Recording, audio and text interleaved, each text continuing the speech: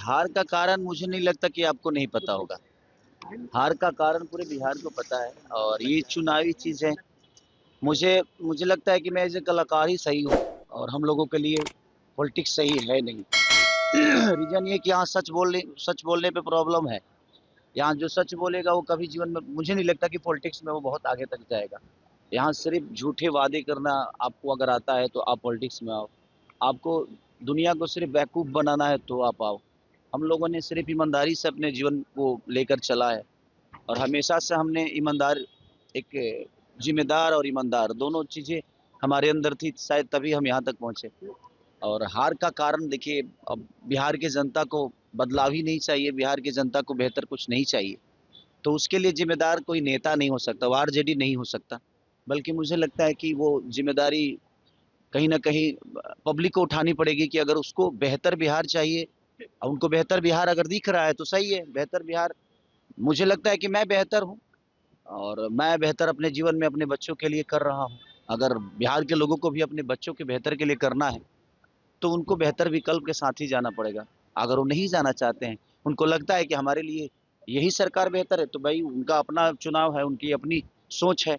उसके लिए ना हम दोषी हैं और ना कोई सरकार दोषी है। तो बिहार के लोगों को सोचना पड़ेगा जो उनके जीवन में उनके बच्चों के भविष्य के लिए कौन बेहतर सोच सकता है। ललितपुर जाओ मामले में लालू प्रसाद यादव के परिवार को आरोपित तय किया है। तेज प्रताप ने कहा है कि हम लड़ेंगे। बिल्कुल लड़ना चाहिए। मुझे लगता है ना कि जिस उम्र से वो गुजर रहे हैं, उस उम्र में ऐसी चीज़ें उनके साथ नहीं होनी चाहिए। और जहाँ तक बात है कि उन्होंने बिहार को क्या दिया है, तो आप जाकर गाँव में पूछिए कि लालू प्रसाद यादव जी ने बिहार को दिया क्या है?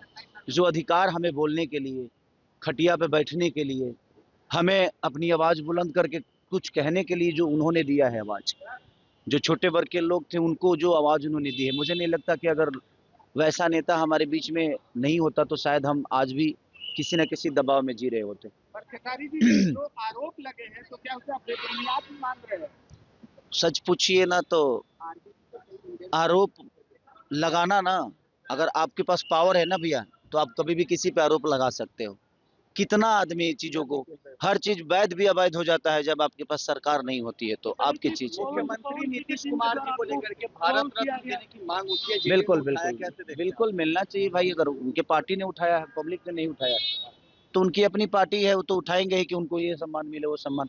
और भगवान करे मैं भी चाहता हूँ कि भाई हमारे अपने जो हैं नीतीश चाचा हम सबके गार्जियन हैं। हमें गर्व की बात होगी कि अगर उनको भारत रत्न मिलता है तो, और अच्छी बात है। दिनेश लाल यादव निरहुआ ने कहा कि खेसारी लाल यादव बीजेपी के लायक है ही नहीं। उसकी मानसिकता को इसी पर सोच लीजिए कि वो कहता है कि कोई अपराधी है तो उसका भी तो परिवार है। नहीं, मैं किस देखिए है क्या ना कि वो लोग पूरी बात सुनते नहीं, व्हाट्सएप देख के और लोग डिसाइड करते हैं। मैं बीजेपी के लायक हूँ नहीं कि हूँ, ये वो डिसाइड नहीं कर सकते और उनको पता भी नहीं होगा कि कितने ऑफर खेसारी लाल यादव को बीजेपी से आया होगा, और उनसे पूछ के, क्योंकि वो पार्टी के ऐसा तो नहीं कि वो अध्यक्ष हैं, उनसे पूछ के तो कुछ होता नहीं है, बट कहीं ना कहीं अरे नहीं भाई यार, नहीं नहीं, मैं कोई ज्वाइन करना नहीं चाहता यार। मैं क्या बोला कि सच बोलने वाले कभी भी सफल नहीं हो सकते नेता नगरी में। जो झूठ बोलता है, जिनको झूठे वादे करनी है, जो झूठे वादों के साथ जीवन को चलाना चाहते हैं, वो मुझे लगता है कि राजनीति के लिए सही। देखिए कल पता नहीं यार, मैं निरहुआ ने कहा था कि चुनाव हारने के बाद तो कहीं ना कहीं अरे भाई सच, अब तो क्या मैं छपरा में रहूं, मेरा काम छपरा में है। इन लोगों ने फिल्म सिटी बना रखी है क्या बिहार में? मेरा काम तो बम्बई में है ना भाई। तो मैं मुंबई जाऊंगा तभी तो दो रोटी कमा पाऊंगा। ये तो रोजगार दिए नहीं और खाली भाग जाएगा, तो कहाँ जाऊं? छपरा में दे दो यार, फिल्म सिटी दे दो, क्योंकि मैं संगीत के बिना रह नहीं सकता। मेरे सोच में छपरा को बेहतर बनाना है, तो छपरा में रह के बेहतर नहीं बना सकता मैं कहीं कमाऊंगा तभी छपरा के लोगों का मदद कर पाऊंगा, और कमाने के लिए इन्होंने मेरे को फिल्म सीरीज तो दिया नहीं, कोई चीजें तो दी नहीं यहाँ पे। तो मेरा सारा काम तो मुंबई में है, तो मैं वहीं जाके काम कर पाऊंगा, और मेरे बीवी बच्चे भी मुंबई में रहते हैं। तो भाई अब उनको भी, उनके बीवी बच्चों से उनको लेना देना तो है नहीं, बट मेरे बीवी बच्चों से तो मुझे लेना देना है ना भाई।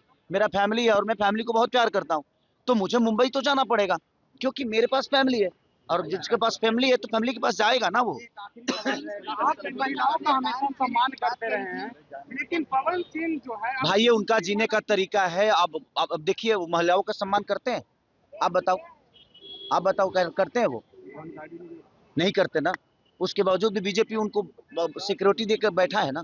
तो ये उनका विषय है भाई, वो उनकी जिंदगी है, उनकी पार्टी है, उसमें मेरा कोई लेना देना नहीं है। वो भाई अपने हिसाब से जीते हैं, उनका अपना जीने का तरीका है। मैं अपने हिसाब से जीता हूँ, मुझे पता है जो कौन क्या है। तो उसके लिए धन्यवाद, thank you so Khesari ji 20 बीघा जमीन आपने दिया लेकिन इसका जवाब नहीं दिया गया है। मच।